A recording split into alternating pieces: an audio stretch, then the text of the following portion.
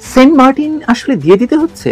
না হলে হঠাৎ হঠাৎ কেন সেন্ট মার্টিন নিয়ে ছোট ছোট পত্রিকায়, ছোট ছোট গণমাধ্যমে এমন উত্তেজিত খবর প্রকাশিত হচ্ছে? এটাকে নিছক গুজব বলে উড়িয়ে দিতে আমি নারাজ, কারণ কিছু একটা তো ঘটছে। সময়গুলোতে বাংলাদেশ আওয়ামী লীগের অনলাইন অ্যাক্টিভিজম যারা করে, তারা বিভিন্ন গণমাধ্যম কর্মী যারা কিঞ্চিত নিরপেক্ষ থাকার চেষ্টা করছে বা অভিনয় করে যাচ্ছে, যাই হোক না কেন, পাশাপাশি একাধিক রাজনৈতিক বিশ্লেষক বিভিন্ন পর্যায়ের, মানে যারা মোটামুটি অনলাইনে কথা বলার চেষ্টা করে, তারা সবাই বলতেছে উপদেষ্টা পরিষদের বিভিন্ন রাজনৈতিক দলের সাথে লিয়াজু হয়ে গেছে, তারা সেফ এক্সিট প্ল্যান খুঁজতেছে। অনেকের আবার আওয়ামী লীগের সাথেও একটা লিয়াজু হয়ে গেছে, অনেকের জামাতের সাথে লিয়াজু হয়েছে, বিভিন্ন রাজনৈতিক দলের সাথে বিভিন্ন উপদেষ্টারা তারা লিয়াজু করে ফেলেছে। লিয়াজু করার একমাত্র কারণ যদি জিজ্ঞেস করেন আপনারা, আমি নিঃসন্দেহে বলবো, এক বাক্যে বলবো, তারা যে এই মুহূর্তে বর্তমানে সরকারের যে শেখ হাসিনা আবারও ক্ষমতায় ফিরবে, এই প্রসঙ্গটা নিয়েই আপনাদের সামনে এই মুহূর্তে কথা বলবো।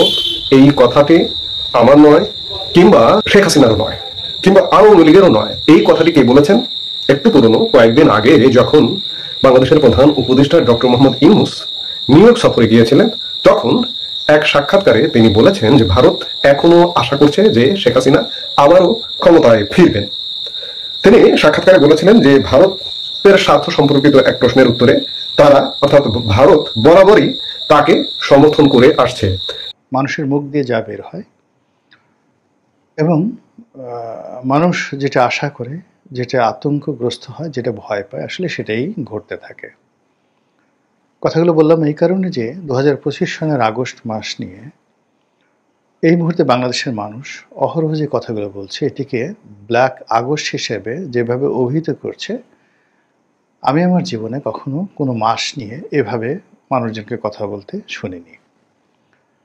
আমি নিজে ব্যক্তিগতভাবে একজন ধর্মবিশ্বাসী মানুষ। ধর্মে যে টুকিটাকি যা কিছু রয়েছে, কঠোরভাবে ধর্মীয় অনুশাসনগুলো। নিউজে আপনাদের সবাইকে স্বাগতম। বাংলাদেশের সাবেক প্রধানমন্ত্রী তিনি কতদিন পরে বাংলাদেশে আসবেন এবং কোথায় আসবেন সেটি জানতে পারবেন আজকের এই ভিডিওটিতে। তাই যারা ভিডিওটি অন করেছেন তাদেরকে বলবো সম্পূর্ণ নিউজটি মনোযোগ সহকারে দেখার অনুরোধ রইল। তাহলে চলুন কথা না বাড়িয়ে ধারাবাহিকভাবে সম্পূর্ণ নিউজটি দেখে। রাজনীতি নিয়ে যত বিতর্কই হোক না কেন, একটি বিষয় সবসময় পরিষ্কার থেকেছে, তা হলো আওয়ামী লীগ কোনোদিন অপ্রাসঙ্গিক হয়নি, অপ্রাসঙ্গিক হবে না এবং তার সম্ভাবনাও নেই। বরং দমন পীড়ন, নিষেধাজ্ঞা, ষড়যন্ত্র সবকিছুর মধ্য দিয়েও দলটি টিকে গেছে, টিকে থেকেছে এবং রাজনৈতিক প্রেক্ষাপটে একদম কেন্দ্রবিন্দুতে অবস্থান করেছে। তবু 2024 সালের জুলাইয়ের পর দৃশ্যপটে নতুন করে আলোচনায় আসে যখন সহিংস উপায়ে শেখ হাসিনাকে ক্ষমতা থেকে সরিয়ে দেওয়া হয় এবং পরবর্তীতে ইউনূসের নেতৃত্বাধীন অন্তর্বর্তী সরকার আওয়ামী লীগের কার্যক্রম নিষিদ্ধ করে। 2024 সালের 23শে জুন আওয়ামী লীগের প্রতিষ্ঠাবার্ষিকীর কথা স্মরণ করি। সেদিন সোহরাওয়ার্দী উদ্যানে শেখ হাসিনা বলেছিলেন আওয়ামী লীগকে বারবার নিশ্চিহ্ন করার চেষ্টা হয়েছে, কিন্তু কেউ সফল হয়নি। তখন হয়তো অনেকেই ভেবেছিল এটা কেবল অতীতের অভিজ্ঞতা থেকে শেখ হাসিনা এই বক্তব্য দিচ্ছেন, কিন্তু মাত্র কয়েক মাসের মাথায় বা এক বছরের মধ্যেই যে তার ভবিষ্যৎবাণী সত্যি প্রমাণিত হচ্ছে, এটা কিন্তু আমরা কেউ বলছি না বা এটা নিয়ে কোনো কথা হচ্ছে না। জুলাই 2024-এর পরই আওয়ামী লীগকে নিষিদ্ধ করার ঘোষণা করা হয়। ইতিহাসের ধারাবাহিকতায় এটি আবার প্রমাণ হলো যে বাংলাদেশের রাজনীতিতে আওয়ামী লীগকে বাইরে রাখার চেষ্টা যতই করা হোক না কেন তা টেকসই হয়নি। ইউনূস সরকারের অধীনে আওয়ামী লীগ নেতাকর্মীদের উপর যে দমন পীড়ন চালানো হচ্ছে বা হয়েছে তা তো নজিরবিহীন। পুলিশের মাইক ব্যবহার করে ঘোষণা দেওয়া হয়েছে আওয়ামী লীগ নেতাদের বাসা ভাড়া দেওয়া হবে না, তাদের জানা যায় কেউ অংশ নেবে না, একথা বলেছেন এই প্রধান উপদেষ্টা, সহ উপদেষ্টার সাঙ্গপাঙ্গরা। বাস্তবে কি দেখা গেল? সাবেক শিল্পমন্ত্রীর মৃত্যুর পর লাখো মানুষ তার জানাজায় অংশগ্রহণ করলো, আর এটাই প্রমাণিত হলো যে এই দলটিকে সামাজিক ভাবেও একঘরে করে রাখা সম্ভব হবে না কোনোদিনও। মানুষের ভিড় প্রমাণ করছে যে আওয়ামী লীগ এখনো জন আন্দোলনের কেন্দ্র। সংখ্যার হিসেব যদি করি আমরা, সেটা আরো ভয়ঙ্কর। অন্তত 4.5 লাখ নেতাকর্মী গ্রেপ্তার হয়েছে, হাজারেরও বেশি নিহত। এসব কিছুর উদ্দেশ্য একটাই ছিল, আওয়ামী লীগকে রাজনৈতিক প্রেক্ষাপট থেকে উধাও করে দেওয়া। কিন্তু বাস্তবে তা হয়নি, বরং মানুষের সহানুভূতি, সমর্থন আরো জোরালোভাবে দলটির দিকে ফিরেছে। কেউ কেউ তো এই কথাও বলছেন যে 2024 সালের জুলাইয়ের সময়ে আওয়ামী লীগের যে জনপ্রিয়তা ছিল বা যে অবস্থায় ছিল, তার চাইতে আওয়ামী লীগ এখন অনেক বেশি জনপ্রিয়।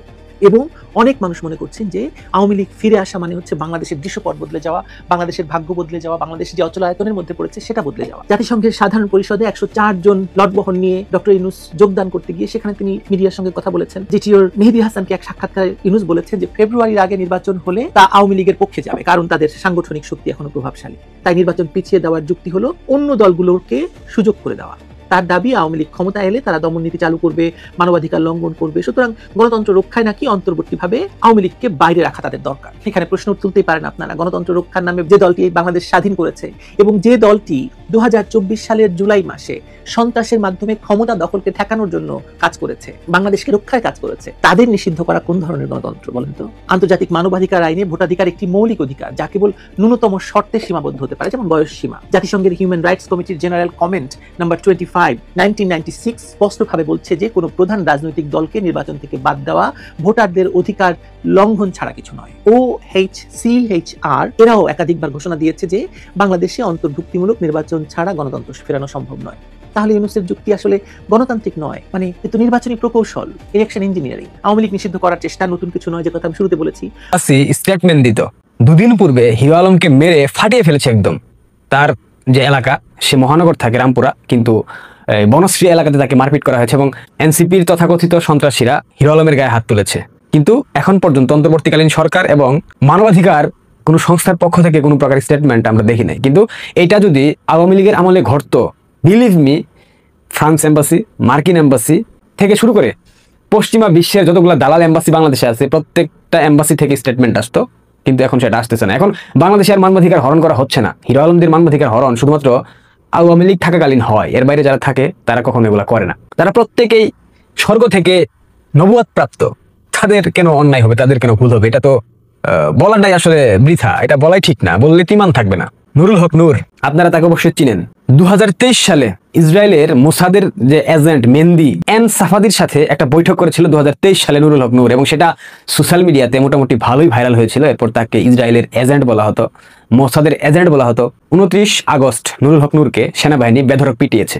আপনারা দেখেছেন জাতীয় পার্টির যে কেন্দ্রীয় কার্যালয়, সেটা ভাঙচুর করার লক্ষ্যে নুরুল হক নূর তার কর্মী বাহিনী সমেত গিয়েছিল, সন্ত্রাসীরা সমেত গিয়েছিল। সেখানে গিয়ে সেনাবাহিনীর হাতে বেধড়ক পিটানি খাইলো, নাকটা ফাটিয়ে দিয়েছে। এরপর ঢাকা মেডিকেলে ভর্তি ছিল দীর্ঘদিন। এরপর ঢাকা মেডিকেল থেকে সিঙ্গাপুরের মাউন্ট এলিজাবেথ একদম প্রথম শ্রেণীর হাসপাতালে ট্রিটমেন্টের জন্য গিয়েছিল। সেখানে গিয়ে সে একাধিক গোয়েন্দা সংস্থার সাথে মিটিং করেছে এবং ইসরায়েলের গোয়েন্দা সংস্থা মোসাদের অন্য আরেকটা এজেন্টের সাথে মিটিং হয়েছে কিভাবে বাংলাদেশে এসে ভারত বিরোধী ষড়যন্ত্র করা যায়, কিভাবে বাংলাদেশে বসে বাংলাদেশের স্বার্থ বিরোধী কর্মকাণ্ড চালানো যায়। সে গেল ট্রিটমেন্ট নেওয়ার জন্য সিঙ্গাপুরে, কিন্তু হসপিটালের বেডে শুয়ে একাধিক গোয়েন্দা সংস্থার সাথে সে মিটিং করেছে।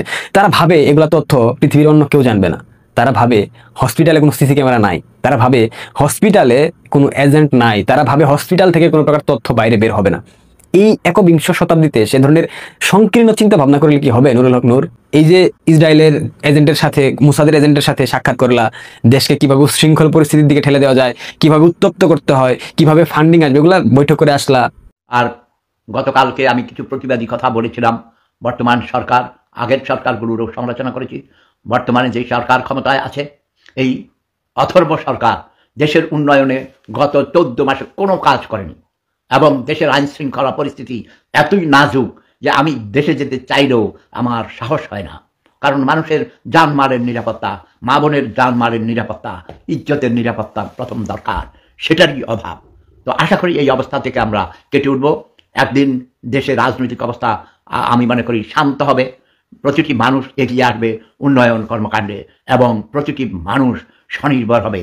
আমার দেশের প্রতিটি মানুষ যখন স্বনির্ভর হয়ে যাবে, তখন আর অন্যের কাছে হাত পাততে হবে না, ভিক্ষা করতে হবে না।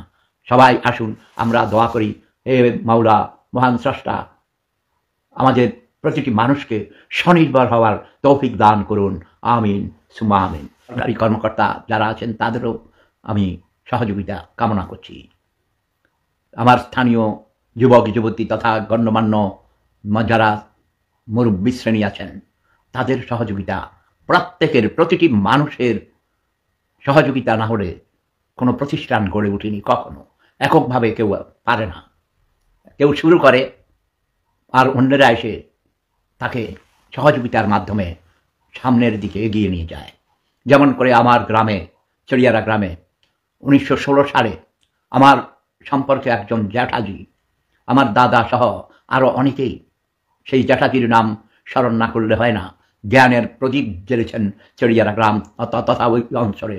তখন কোনো স্কুল ছিল না, চড়িয়ারা ওটা প্রি প্রাইমারি স্কুল আরও অনেক আগে হয়েছে, কিন্তু হাই স্কুল প্রতিষ্ঠা করেছেন 1916 সালে মরহুম আহমদ রাজা পণ্ডিত সাহেব। তার চেহারা আজও আমার চোখের সামনে ভাসে। ছোটবেলা থেকে আমাকে অনেক স্নেহ করতেন, আদর করতেন। তার সন্তানরাও অনেক উচ্চশিক্ষিত হয়েছে। তারই নাতির মামুন বিচির ছেলে, সুযোগ্য সন্তান ডক্টর বাপ্পি, একজন অনেক বড়